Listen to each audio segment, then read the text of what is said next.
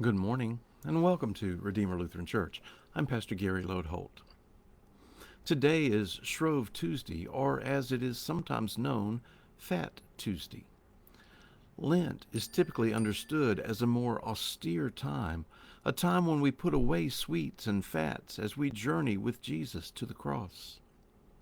Putting away those tasty things is one way we fast through the Lenten season. As we miss these pleasures in life, we are reminded of our sin that led Jesus to die for us. And so the idea of Shrove Tuesday was born.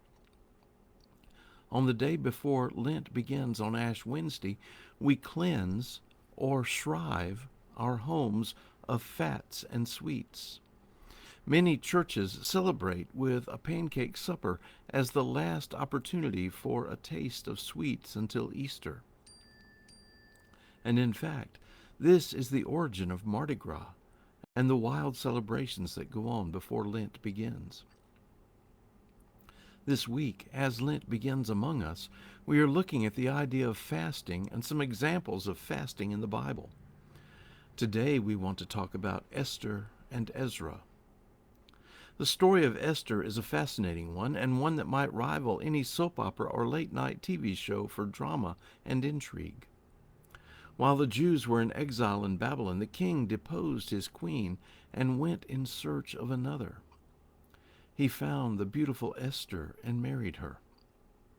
Meanwhile, one of the king's advisors, a man named Haman, developed an intense dislike for Jews, and in particular, one family of Jews headed by a man named Mordecai.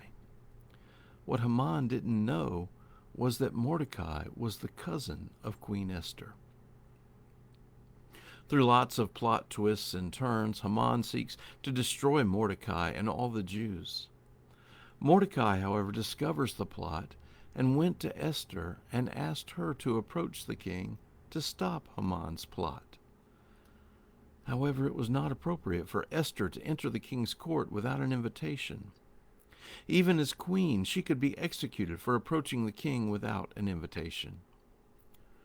Mordecai told Esther that God may have given her the position in the kingdom that she had for the sole purpose of saving the Jewish race. She agreed to approach the king, but she asked Mordecai to spread the word to the Jews that they should fast for 3 days without food or drink. She fasted in the same manner. Things all turned out well, since the king did receive Esther, and in the end Haman was hung on the very gallows that he had built in order to hang Mordecai. The Jews still celebrate this event today with the holiday Purim, as they remember how their people were saved. The other example of fasting we want to consider today is that of Ezra. Most of us probably aren't too familiar with Ezra or his life. It's not the part of the Bible we turn to often. After the Jewish people were in exile for 70 years, King Darius of Persia let them return to their homeland. But Darius didn't send them back just like that. He knew that Jerusalem had been turned to rubble and that the culture and society had fallen away into disuse. So as he sent them back, Darius appointed Nehemiah as governor, tasked with rebuilding the city itself. And he sent Ezra back to rebuild society and culture, and most especially their faith. Ezra saw to the rebuilding of the temple, but he had a much bigger problem than that. You see, while the people of Israel had been in exile, they hadn't done too well at keeping God's commands for them. Over and over they had broken God's law. So they needed to be purified in order to be worthy to come before God again. Ezra called all of the people to come to him in Jerusalem.